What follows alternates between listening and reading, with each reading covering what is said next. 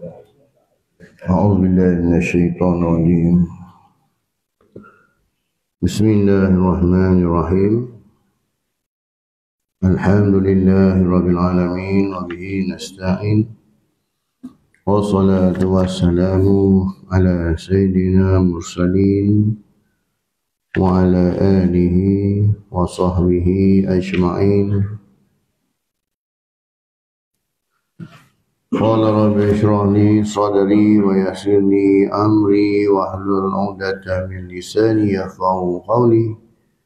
من يهده الله فلا مضل له ومن يضلل فلا هادي له. أشهد أن لا إله إلا الله وحده لا شريك له وأشهد أن محمدا عبده ورسوله. رب يسر ولا تعسر وبتمم بالخير. اللهم فقهنا في الدين وعلمنا تأويل. اللهم سهلا إلى ما جعلته سهلا وأنت تجعل الحزن إذا شئت سهلا. اللهم يا حي يا قيوم برحمتك نستغيث أصلح لنا شأننا كله ولا تكلنا إلى أنفسنا طرفة عين. أما بعد. Assalamualaikum warahmatullahi wabarakatuh. Alhamdulillah yang dikasihi Tuan Ngurusi, Tuan Haji Husin bin Muhammad, Bapak Isyarak, ahli-ahli jawatan kuasa masjid, khususnya sidang jemaah yang dirahmati Allah Subhanahu Wa Taala. Syukur kita kepada Allah Taala pada malam ini sama-sama kita dapat menunaikan solat fardu maghrib secara berjemaah. Dan juga dapat kita duduk bernyanyi i'tikaf sementara kita menantikan masuknya waktu Isyak, serta dapat kita berada dalam jilsah ilmiah, dalam majlis ilmu yang mana kita mengupas kitab Al-Kabair ataupun dosa-dosa besar karangan Imam Al-Zahabi. Dan sebab itu tuan-tuan, kita zahirkanlah rasa duka cita kita lah atas peristiwa kemalangan yang menimpa pelajar-pelajar UPSI lah, yang daripada perjalanan pulang ke kampus lah pagi semalam lah, 6.15 pagi di Melangan. Kita doakan SWT tempatkan mereka dalam kalangan hamba yang soleh. Allahumma fir lahum warhamhum wa'afihim wa'afu anhum. Allahumma la tahrimna ajrahum wa la taftinna ba'dahum wa'afil lana walahum. Dan insyaAllah mereka-mereka yang butuh ilmu, orang yang butuh ilmu boleh mati, meninggal pula dalam kemalangan ini, insyaAllah itu golong dalam mereka yang dalam mati syahid. Sebab mati syahid itu bukan hanya berperang saja. Sebab pernah beritahu pada para sahabat, bila Rasulullah tanya tentang mati syahid, maka sahabat itu yang berperang lah. Bukan itu saja, ada lagi, lebih kurang ada 6 lagi. Mereka tergolong dalam mati syahid. Cuma yang dalam peperangan disebut syahid fi sabilillah, berperang di jalan Allah. Jadi orang yang mati syahid ni apa dia punya keistimewaannya? Dosa semua ampun lah. Itu je dalam kitab. Semua dosanya diampunkan Allah SWT. Jadi itulah mereka-mereka yang dipilih oleh Allah Ta'ala lah. Kita doakan juga lah semoga Allah Ta'ala golongkan kita dalam golongan orang yang diberikan keampunan, kerahmatan, insyaAllah. Jadi untuk malam ini kita akan mengupas pada dosa besar yang ke-72, pada muka surat yang ke-277, iaitu tajuknya tentang orang yang menanda binatang pada wajahnya. Hari ini bukan orang tanda binatang pada wajahnya, wajah dia sendiri pun dia tanda letak tattoo, conteng muka dia nak. Walaupun konon-kononnya itu, ini kita cerita dalam bab tentera lain tuan-tuan. Tentera dia kes khas, sebab itu memang bidang tugas. Dia termasuk dalam skop tugasan dia, nak menyamar dan sebagainya. Jadi tak masuk. Begitu juga hukum pakai rantai. Pakai rantai, pakai gelang. Bagi orang awam macam kita haram hukum dia. Tapi kalau macam tentera dia pakai rantai, tak ada masalah. Sebab itu memang dalam skop tugas, ada nama dia. Ataupun jemaah haji yang pakai gelang tu. Yang kita kata haram pula, kau pergi haji saja, haji kau buat benda haram. Bukan haramnya kau pakai gelang, haram ke kau gelang? Orang lelaki mana pakai gelang? Itu tak termasuk. Tapi dah balik haji duk tayang gelang lagi, itu haram tu. Duk tayang gelang. Ni tak nampak aku nak pergi gelang haji dah.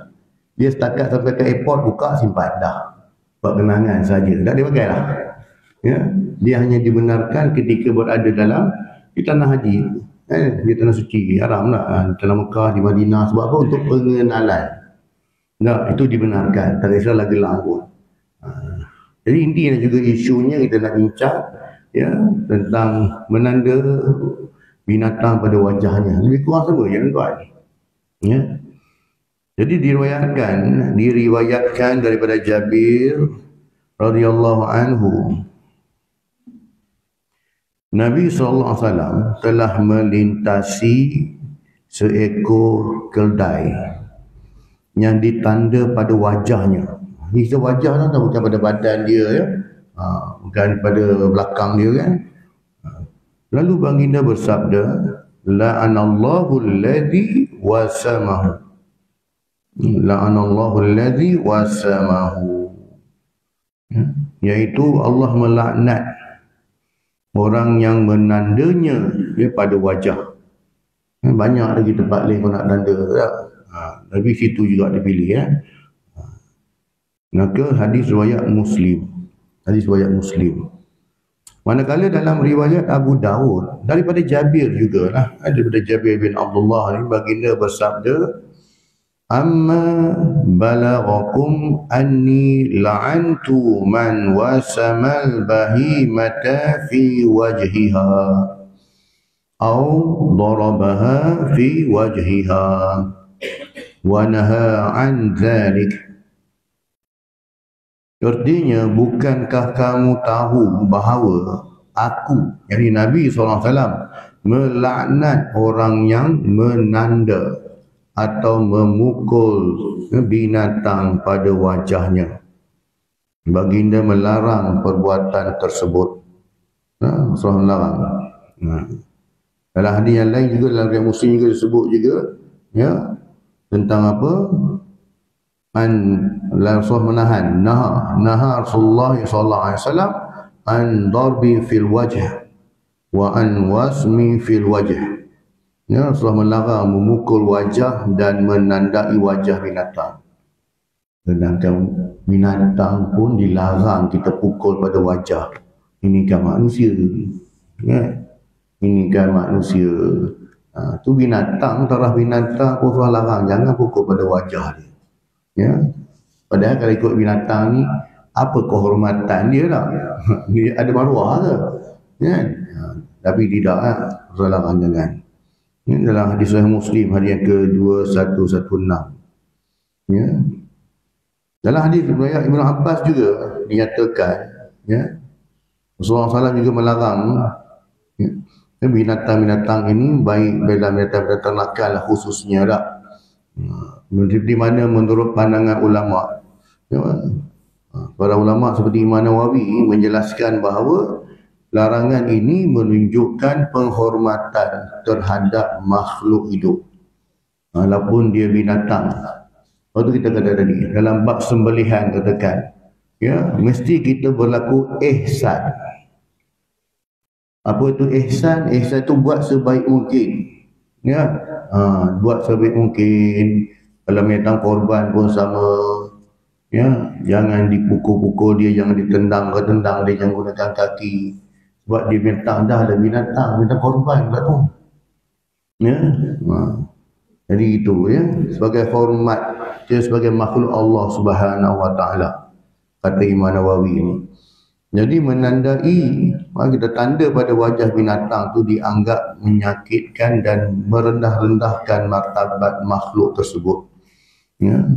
Wajah ni dia adalah bahagian yang sensitif dan penting bagi makhluk yang hidup, sehingga tidak boleh kita ya, sakiti ataupun kita rosakkan dia dengan wajah. Sebab tu Rasulullah memang melarang tampar pada wajah ni. Ya. Tampar pada wajah sebab dia kehormatan. Ya. Larang. Jadi banyak lagi benda lain. Kalau dengan anak-anak pun marah-marah pun jangan tampar pada wajah. Kan? Marah dengan anak. Dia nak beli lain, dia berlakon. Cerita anak aku Sazali tu. Kan? Dia tampar wajah si Sazali kan. Terung.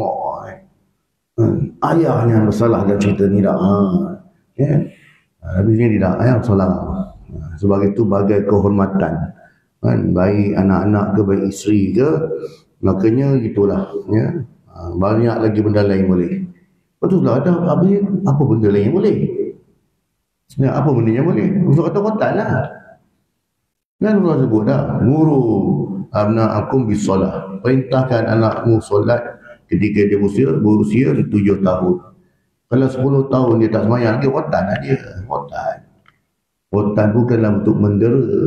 Kan? Kotak tu untuk pengajaran. Kotak tu bukan dalam bentuk ada bolasa apa dah. Kotak tu memang kena ada tuan-tuan. Kalau kat rumah ni, kalau anak-anak tapi anak dah besar-besar tak payah sembang lah. Ya, memang kena ada. Satu kotak letak dekat dinding. Bagi nampak. Supaya apa? Peringatan. Dia nampak yang cantik lagi dekat pintu masuk. Buka pintu masuk, nampak kotak dekat tepi. Ya, ni dulunya cerita lah ni nak. Betul ayah-ayah kita macam dulu. Ada rotan. Kalau ayah saya tu rotan letak tepi tu, letak dalam basuh bunga. Senang boleh pilih. Dia pun cikgu kan. Senang. Nak besar, nak tebal, nak nipis ada letak dah. Letak situ. Syarat je bagi ada je. Kan? Betul kan? Sebab dia anak-anak ni kalau lebih lucu pun, ya, dia tengok rotan tu memang dia dah, orang kata dia dah fikiran dia terkira lain dah. Rotan ni tujuan dia bukan untuk pakai straw, bukan untuk tunjuk mukadam saja, tapi untuk disebat juga dah. Dia ingat benda tu. Dia guna benda tu lah. Rasulullah yang suruh. Ya, buat macam tu. Kemudiannya, ya, apa alternatif ni kalau untuk selain pada nak nanda binatang ni? Ya, Islam membolehkan menandai binatang untuk tujuan pengenal pastian ataupun identifikasi. Asalkan tidak menyakiti atau merosak tubuh haiwan tersebut. Alternatif yang dibenarkan termasuklah menggunakan kalung ataupun taglinger atau tanda lain yang tidak menyakitkan. Apa maksud menyakitkan? Kalau benda ni kita buat tu haiwan tersebut menyebabkan berlaku perubahan pada dia. Asalnya dia boleh jalan elok disebabkan kita tanda tadi dia jalan dah berjalan elok. Nah, asal dia berlaku perubahan macam tu, maksudnya benda tu sakit lah tu. Dia tak cakap lah kata sakit kan. Jadi benda-benda macam tu. Ya, makanya sebab tu dilarang. Cari tempat-tempat yang sesuai. Ya, boleh guna telinga ataupun tanda lain lah yang dibenarkan. Asalkan bukan pada wajahnya untuk tu tak. Kemudiannya, ya, menandai binatang ni pada wajahnya itu sebenarnya memang dilarang oleh Islam. Berdasarkan hadis-hadis sahih tadi lah kita baca tadi solat. Kan bukan saja untuk larangan tapi dilaknat perbuatan tersebut. Jadi bila sebut laknat ni dia bukan dosa kecil dan dosa besar. Larangan ini bertujuan untuk melindungi kesejahteraan dan juga martabat makhluk hidup lah. Khususnya dah mana manusia pun, kalau dengan haiwan pun Allah ajar kita supaya jaga dia punya kehormatan dia lah. Maka dengan manusia apatah lagi. Sebab tu Islam ni dia umat Islam ni dia dianjurkan untuk menggunakan metod lain lah. Kaedah-kaedah lain dalam bentuk tidak menyakitkan. Atau dalam sembelihan pun sama tuan-tuan tak? Dalam sembelihan haiwan sembelih ayam katakan. Ya. Jangan guna kaedah-kaedah yang menyebabkan berlakunya syubhah. Macam mana berlaku syubhah? Kadang-kadang dia lalukan ayam tu, dilemaskan ayam sekejap tak? Nak bagi dia pening dia nak supaya senang nak sembelih kan. Kaedah-kaedah gini, ni yang dilarang. Ya. Dibimbang ni takut dia mati tu bukan sebab sembelih, sebab dia mati tu sebab lemas. Sama dengan isu korban tahun lepas yang ada viral, yang lembu tersangkut situ dah punya lama tak? Sembelih-sembelih darah tak keluar pun. Jadi sebab apa? Mati dia bukan mati sebab sembelih, dia mati tu sebab tercekik. Kan, tu kita kata kena ada orang, kena ada ilmu lah. Kan, orang yang tahu lagi bidang tersebut tak? Kita tak apa nak tahu, kita follow je lah kan. Ini benda macam ni. Takut apa sebab disebabkan tak ada ilmunya tadi tu, menyebabkan tadi haiwan tadi tu terseksa. Dan pada pandangan kita tak ada apa-apa pun sebenarnya. Okey, normal lah dia macam tu. Padahal kita tak ada ilmu tentang tu pun. Ya. Sebab tu lah Rasulullah sebut tadi kan, dalam hadis riwayat Abu Daud juga daripada Jabir, bukankah kamu tahu bahawa aku melaknat orang yang menanda atau memukul binatang, ya, pada wajahnya? Baginda melarang perbuatan tersebut.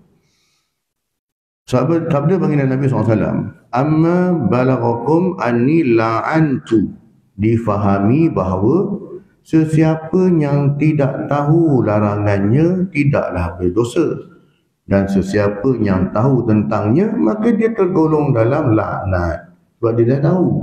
Nah, ada semua orang sebab dia tak tahu. Seperti itu jugalah yang kami katakan pada kebanyakan dosa-dosa besar, melainkan dosa yang dimaklumi dalam agama dan tidak perlu diperincikan sebegini, seperti syirik. Syirik memang dah very maklum dah. Memang dosa besar lah tu dah, sebab syirikan Allah SWT. Itu tentang apa tuan-tuan? Tentang orang yang menanda binatang pada wajahnya.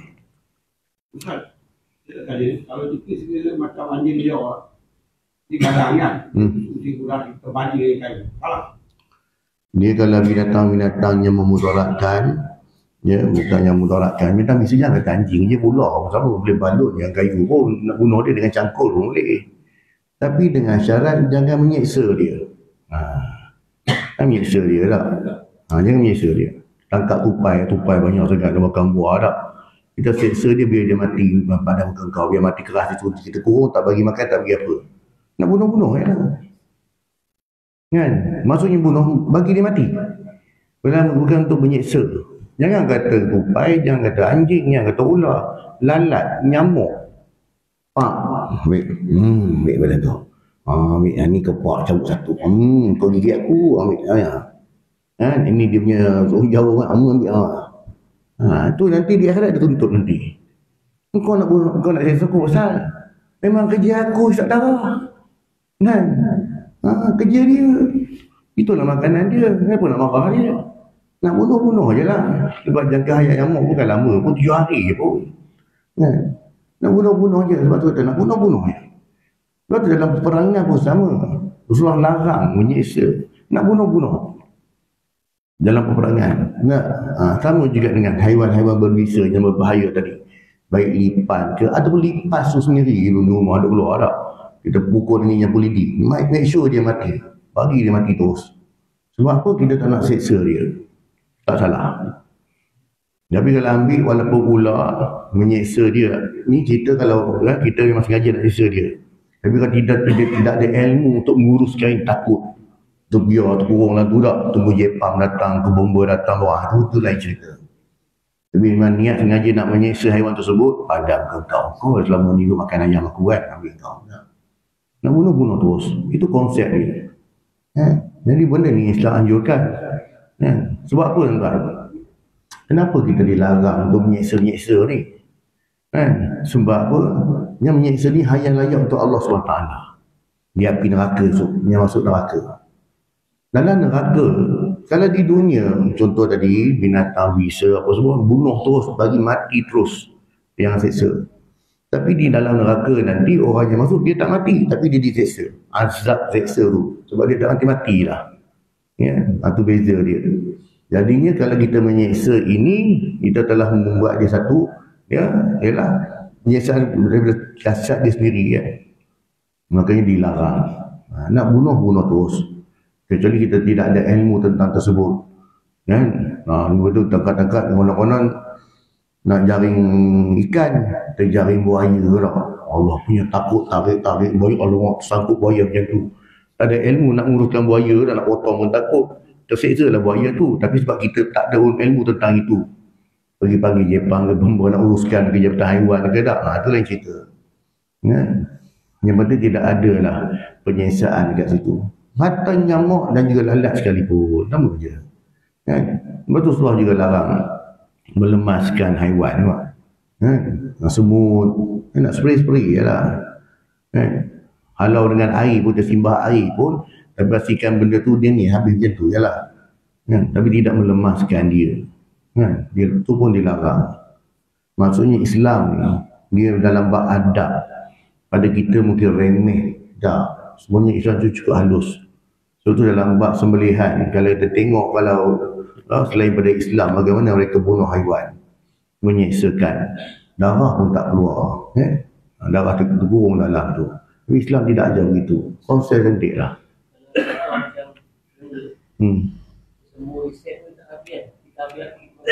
Tak boleh dengan haiwan, dilarang juga. Melemaskan, kita bakar dia lah. Asap kan lain lah, nak ambil mat dia, rumah kita ada keluluk lebah kan, buat sarang rumah dah, gunakan asap. Jangan kita bakar dia pula. Itu adab je lah. Tapi kalau dah tak ada pilihan, dan itulah kemahiran kita ada pun, tak ada lain kan, bukan dengan tujuan kita nak nyeksa dia pun, tapi keselamatan tu diutamakan. Apa yang ada je lah, apa yang ada je lah. Tapi ada alternatif lain, makanya gunakanlah. Tapi itulah membakar ataupun dengan cara melemaskan. Okey, untuk seterusnya tajuk yang ke-73 pula ni tentang pertaruhan. Judi kan ni. Dosa besar yang ke-73. Pertaruhan, seperti mana firman Allah Subhanahu wa taala dalam surah Al-Maidah, surah yang ke-5, ayat yang ke-90 dan 91. Inilah dalil, inilah pengharaman arak secara total. Terus tak ada lagi tolak balik, tak ada lagi tasamuh, maksudnya tidak ada lagi toleransi. Sebelum ni dalam bab pengharaman arak, dia ada lagi peringkat-peringkat. La taqrabus salah wa antum sukara. Jangan dekatkan, jangan kamu dirikan solat lah, maksudnya ketika kamu dalam keadaan mabuk, jangan. Itu larangan dalam bentuk yang pertama. Sebab apa? Arak ni dah serasi dengan masyarakat jahiliah. Dan ketika mana datang pengharaman arak pun, ketika itu belum ada larangan. Maksudnya di zaman Mekah, ketika di Mekah tu belum turun lagi, ayat-ayat hukum tak turun lagi. Ayat-ayat hukum ni turun bila? Di zaman Madinah, selepas berlakunya peristiwa hijrah. Perintah solat, perintah zakat, perintah puasa datang selepas hijrah. Lepas tu jangan kita pelik pula tadi. Kalau zaman Mekah, kalau ada hadis cerita pada zaman Mekah, katakan ada sahabat yang minum arak, orang. Kau tengok bila ni? Zaman Mekah belum ada pengharaman. Jadi dia tak isu lah sebenarnya. Yang datang isu bila zaman Madinah. Lepas berhijrah ke Madinah, baru turun ayat-ayat hukum. Ayat hukum ni apa? Hukum lah halal haram. Jadi kebanyakan yang ayat-ayat Quran yang turun di Makkah ni banyak ayat-ayat Makkiyah, lebih kepada tauhid, lebih kepada ganjaran syurga neraka. Lepas tu kita tengok surah-surah lazim kita baca, surah Izazun, surah Al-Qari'ah, surah-surah ni, surah Izaja, Qul ya ayyuhal kafirun, kebanyakannya turun di Mekah. Turun di Mekah. Semua ada ayat panjang-panjang tu Al-Maidah kan, dia turun di Madinah, ayat panjang-panjang, ayat yang banyak cerita hukum lah. Banyakkan cerita tentang gaya syurga neraka ini kebanyakan daripada ayat yang Makkiyah. Jadi ini ayat ni turun di Mekah lah, surah Maidah, surah Maidah ini di Madinah lah, tentang pengharaman arak secara total ni. Seperti mana firman Allah Subhanahu wa taala, A'udzubillahi minasyaitonir rajim. إنما الخمر والميسر والأنصاب والأزلام رجس من عمل الشيطان فاجتنبوه لعلكم تفلحون إنما يريد الشيطان أن يوقع بينكم العداوة والبغضاء في الخمر والميسر ويصدكم عن ذكر الله وعن الصلاة فهل أنتم منتهون. Artinya, sesungguhnya arak, judi, pemujaan berhala dan bertenung nasib dengan batang anak panah, 4 perkara ni arak, judi, pemujaan berhala dan bertenung nasib. Pemujaan berhala ni tuan-tuan jangan kita fikir jumpa terpekong kan. Puja kubur, puja pokok, puja laut, puja balik. Apa saja bentuk pemujaan yang meletakkan bahawasanya dengan aku pergi minta dekat dia ni, aku akan dapat sesuatu. Dia minta dekat kubur, aku dapat sesuatu. Tak kira lah kubur siapa pun. Nah, ya. Kalau orang-orang jahil lah, cuma jahil lah tu perbuatan tersebut. Orang-orang yang jauh pada agama lah, kan? Dia pergi kubur, dia buat apa? Pergi cari mana kubur orang mati kena bunuh ke apa ke, pergi minta minyak dagu ke, buat benda-benda kurafat. Tak? Tapi hari ni orang-orang yang pada kita tengok macam orang baik, lain pula pergi kubur juga, tapi minta cara dia lah pula. Sama kan tuan? Cuma kaedah berbeza, matlamat dia sama je. Yang kawan ni minta sebab nak makan menang nombor ekor, memang haram pun. Kawan ni minta pula sebab apa? Nak minta selamat daripada benda-benda tak baik lah, minta macam-macam lah. Padahal Allah Ta'ala larang untuk macam tu. Rasulullah pun larang kan. Sebab tu Rasulullah beritahu jangan jadikan kubur-kuburan ni sebagai tempat ibadat. Jangan jadikan, Allah larang kaum-kaum sebenarnya orang Yahudi menjadikan kuburan para nabi mereka ni tempat-tempat ibadat semua kan. Dilarang. Allah larang itu. Jadinya dalam ayat ini sesungguhnya arak, judi, pemujaan berhala dan bertenung nasib dengan batang-batang anak panah adalah kotor, keji. Rijsun min amali syaitan, kan? Adalah perbuatan yang kotor, yang keji daripada perbuatan syaitan. Oleh itu kamu hendaklah menjauhinya supaya kamu berjaya. Sesungguhnya syaitan itu hanyalah bermaksud mahu menimbulkan permusuhan dan kebencian antara kamu dengan sebab arak dan judi, serta mahu memalingkan kamu daripada mengingati Allah dan menunaikan solat. Oleh itu mahukah kamu berhenti daripada melakukan perkara-perkara yang keji dan kotor itu, atau masih berdegil? Surah Al-Ma'idah ayat yang ke-90 dan ke-91. Dia isu yang empat ni tuan-tuan, dia sebenarnya daripada amalan masyarakat jahiliah lah. Dia sebut jahiliah ni tuan-tuan, daripada Mekah lah. Di Madinah kita tak ada panggil masyarakat jahiliah, sebab di Madinah dia ada Yahudi di situ, kaum Yahudi ada agama situ lah. Tapi di Mekah disebut sebagai kaum jahiliah. Sebab apa di jahiliah? Sebab mereka ini dia asal usulnya daripada ajaran Nabi Ibrahim AS. Daripada ajaran Nabi Ibrahim AS tadi dipesongkan jadilah ajaran jahiliah. Memang dia buat, dia orang pergi haji. Dia ambil daripada Nabi Ibrahim AS. Tapi haji yang dia buat itu bukan haji seperti mana yang ditunjukkan oleh Nabi Ibrahim. Sebab tu bila datangnya Islam, Allah Ta'ala telah khususkan satu syariat untuk umat Nabi Muhammad ni, ibadah haji secara khusus. Yang mana ibadah haji ini juga merangkumi amalan-amalan yang dibuat oleh Nabi Ibrahim AS. Seperti bertawaf. Bertawaf, seperti melontar. Melontar. Jadi bagi orang yang tak buat haji, maka dia digalakkan melaksanakan ibadah korban. Bagi yang tak pergi haji. Dan juga berpuasa pada hari Arafah, pada 9 Zulhijjah. Dia apa istimewa puasa Arafah tuan dibanding dengan puasa-puasa lain? Puasa Muharram ke, puasa apa-apalah, Syaban itu Syaban apa benda. Apa istimewanya? Dia tersunat pun, memang tersunat. Tapi dia ada keistimewaan dia, kelebihan. Puasa sunat yang berbeza pada puasa-puasa sunat yang lain. Puasa Arafah ni. Sebab orang yang puasa Arafah ni, kalau puasa yang lain, Allah Ta'ala ghufira lahu ma taqaddama min zambihi, diampunkan dosa-dosa yang lalu. Ataupun puasa bulan Muharram pada 10 Muharram, ni nak bagi bulan Muharram ni, 9 dan 10 Muharram, maka diampunkan dia dosa pada tahun yang lalu. Tahun lepas, dosa tahun lepas, starting tahun lepas tu diampunkan dosa kita. Tetapi puasa Arafah ni diberi keampunan 2 tahun. Tu yang spesial tu. Jadi tahun lepas kita dah tahu tuan-tuan tahun lepas kita buat tahun ni mungkin Allah terlepas pula. Dah lepas dah pun dah lepas dah. Hari ni dah masuk 14 Zulhijjah dah pun. Allah baru tahu, tak apalah, panjang umur tahun lepas dah pula.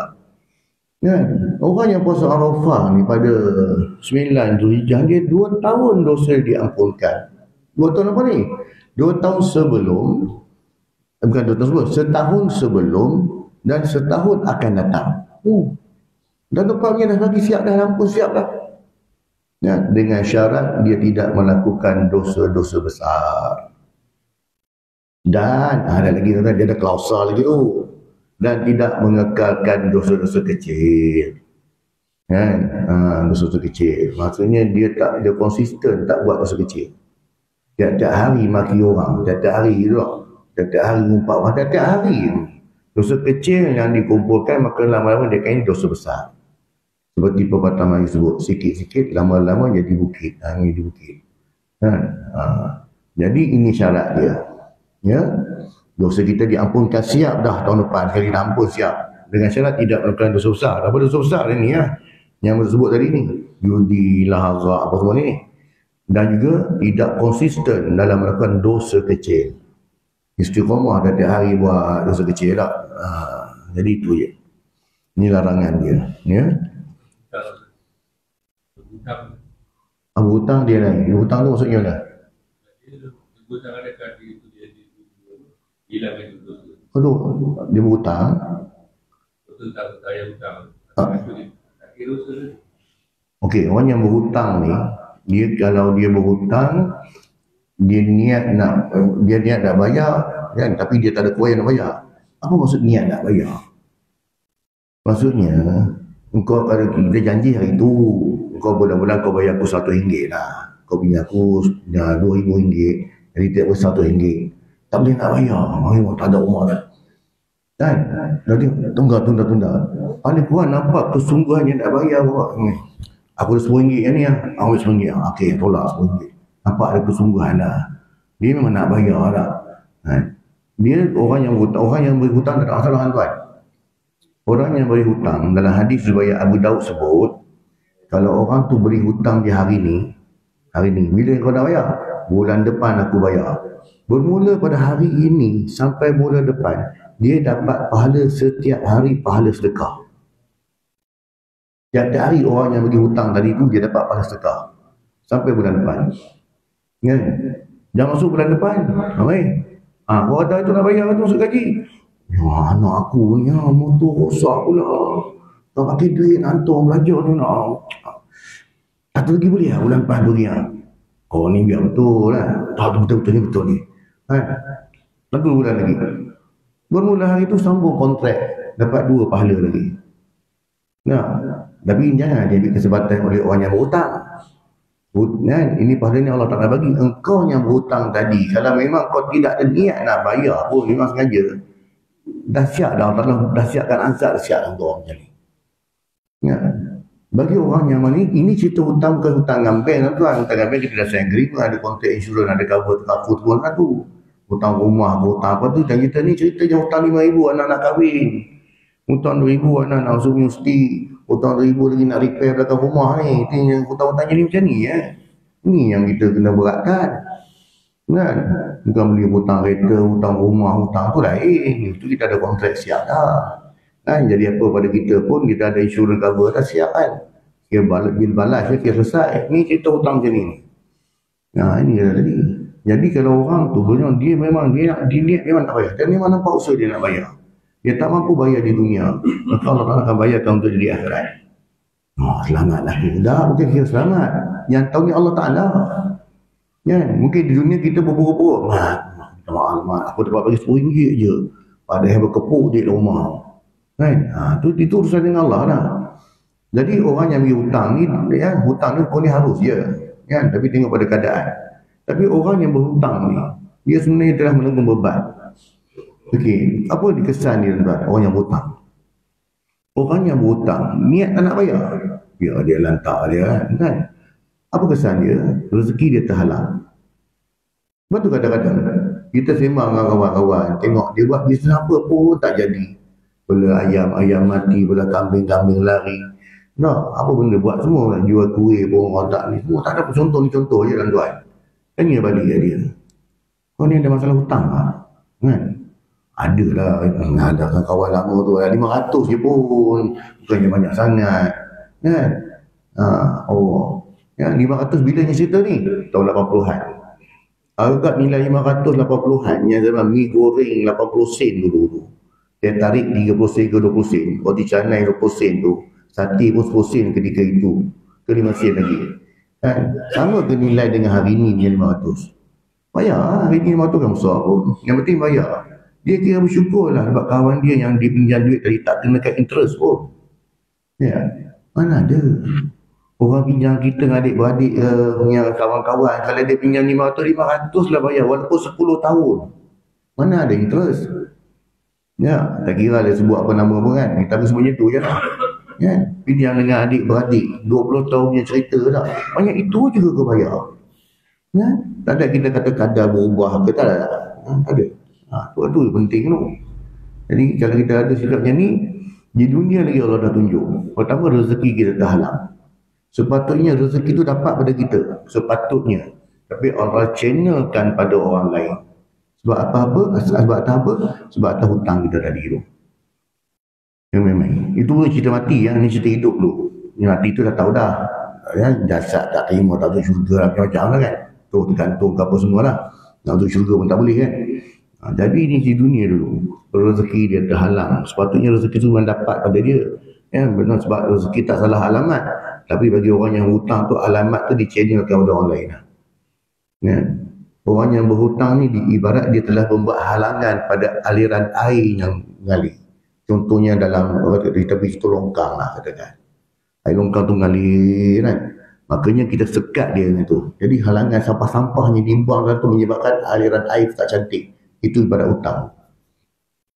Nak bagi air tu mengalir balik cantik, clearkan. Apa dia clear? Hutang-hutang ni lah. Jadi jangan pernah kita remeh hutang sikit-sikit ni. Kalau fikir balik. Sebab apa? Sebab tu kenapa sebelum dikebumikan jenazah, waris akan cakap betul tak? Waris akan cakap, tuan-tuan terima kasih pada datang hari pada hari ini.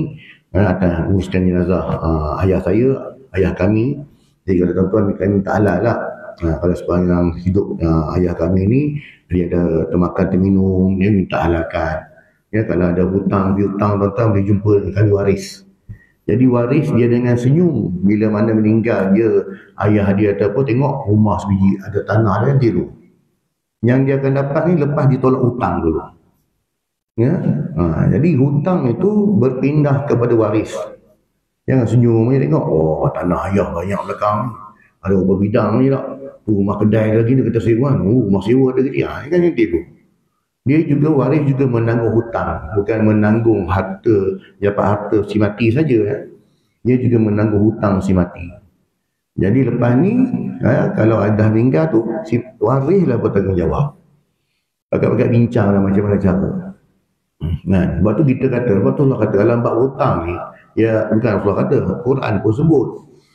Ya ayyuhalladzina amanu idza tadayyantum bidainin min ajalin musamma faktubuhu. Wahai orang yang beriman, kalau kamu berhutang dalam kadar-kadar tertentu, tulis. Allah Ta'ala suruh tulis. Allah Ta'ala suruh tulis. Suruh tulis. Tengok dalam satu Baqarah, satu surah yang mana satu ayat, satu muka surat. Kita masih hutang. Tambah lagi muka surat sebelah sikit lagi. Sebelum amanah Rasul. Sebelum lillahi yang bisa mawati wa fil ardi kan. Sebelum amanah Rasul tu, kita masih hutang. Satu muka surat dia cerita. Nak beritahu penting tak penting, serius tak seriusnya hutang. Jangan pernah kita anggap hutang sikit tu remeh. Itu yang salah.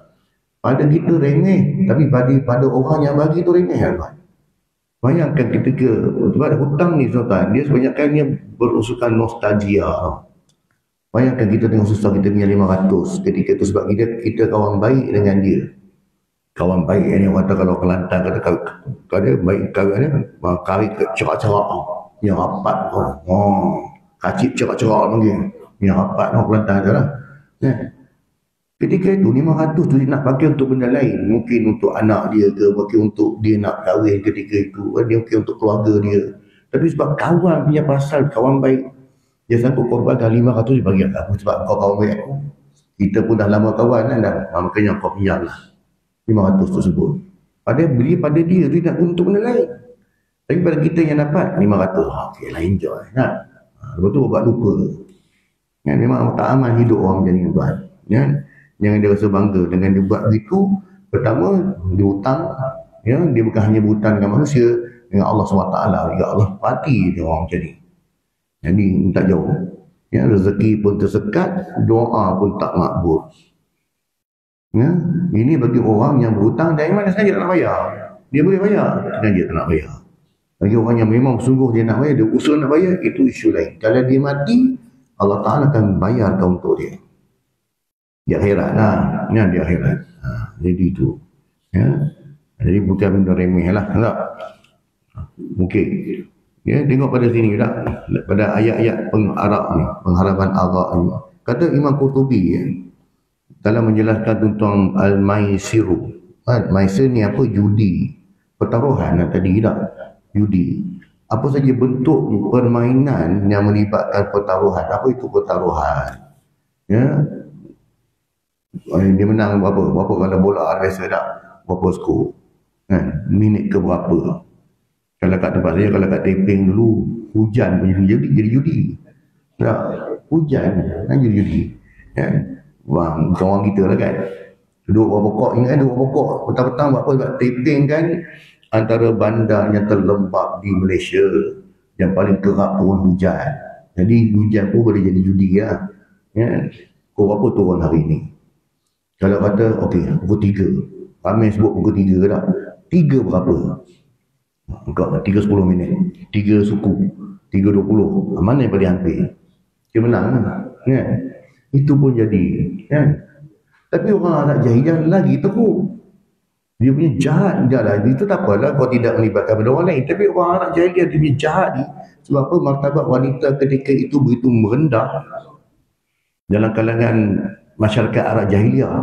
Tapi wanita pun yang hamil pun dijadikan judi. Kan? Jahat tak jahat buat ni. Tu dah hamil dah sarat. Bayi lelaki ke perempuan? Aku kata lelaki. Gua aku tu perempuan. Tak tahu letak apa. Pergi belah perut. Kita ingat ketemu dia beranak. Jahat.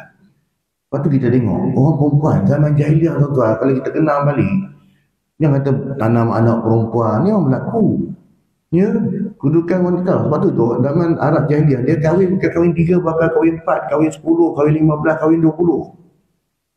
Dan dia tak tahu pasal anak dalam tak orang lah. Pada-pada nak hidup lah. Ya. Itu zaman tu. Datang Islam. Islam angkat martabat wanita ni. Ya. Sampai dimuliakan dalam surah Nisa. Surah Nisa pun ada. Surah Maryam pun ada sebut dalam tu. Nak muliakan wanita. Tapi mari akhir zaman. Wanita rendahkan balik darjat dia. Ya. Hingga surah sebut. Umat aku akhir zaman. Nanti wanita-wanita di akhir zaman. Nanti mereka ni bertudung. Tapi mereka ni berpakaian tapi telanjang. Ya. Berpakaian tapi telanjang. Bukan tak tutup. Bukan tak pakai tutup. Pakai. Tengkok nampak. Bukan tak pakai baju. Pakai. Ketat nampak tubuh badan. Ya. Bukan tak pakai tudung liput dah cantik. Duduk gila buat TikTok. Duduk tergedik-gedik kat TikTok. Pakai tudung. Pakai baju kurung pun tak boleh lah tak tengok. Maruah habis. Betul dah hadis 40 Imam Nawawi pun sebut. Illam tastahi ifal masyitum. Kalau kamu tak ada rasa malu, buatlah pun dia nak buat pun.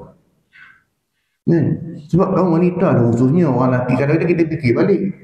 Padahal orang lelaki pun tak macam tu. Orang lelaki pun tak ada dia panggil macam tu. Tapi hilang maruah. Gedik dan gedik sini. Kadang-kadang cakapan itu. Semua. Buat konten.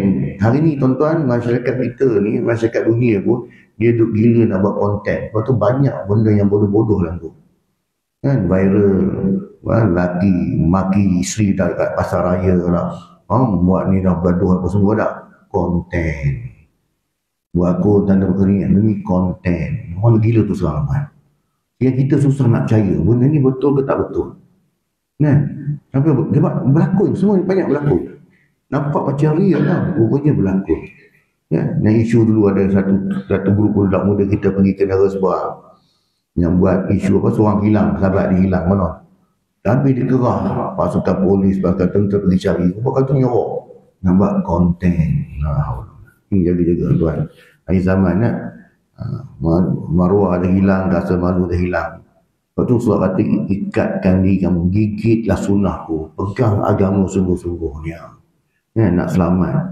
Sebab hari ni, ya, kalau orang yang memang tak ada ilmu tentang agama, tuan, ya, memang orang tak apa, risaulah. Ya, paling kurang jagalah didikan solat, jaga betul-betul. Jadi kata Imam Qurtubi tadi tentang judi ini ialah apa saja bentuk taruhan. Kenapa diharamkan judi?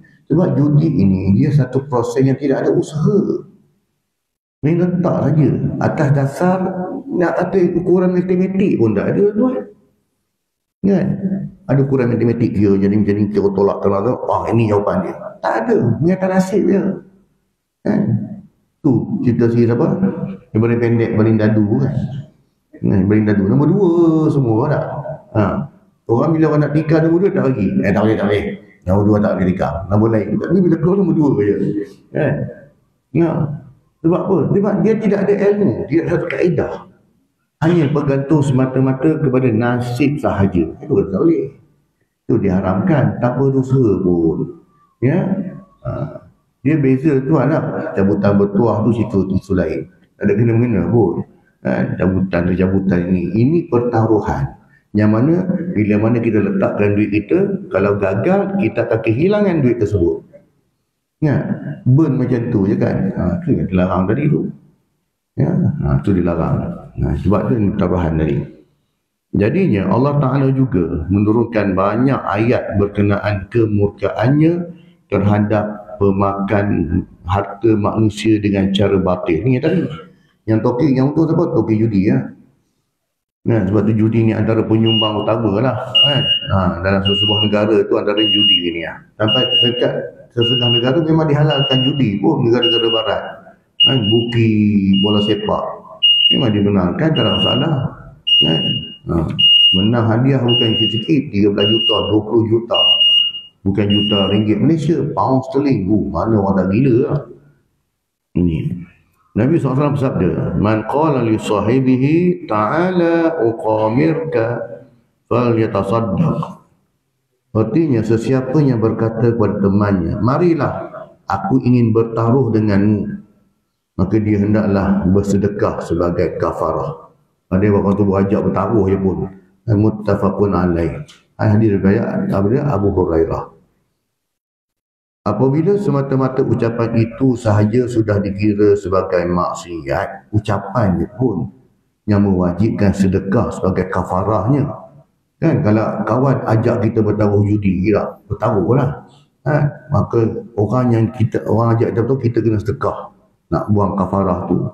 Maka apa pula pandangan kamu dengan perbuatan tersebut? Kan, baru ajak pun dah dikira sebagai perbuatan maksiat. Ini kan pula bila dah buat.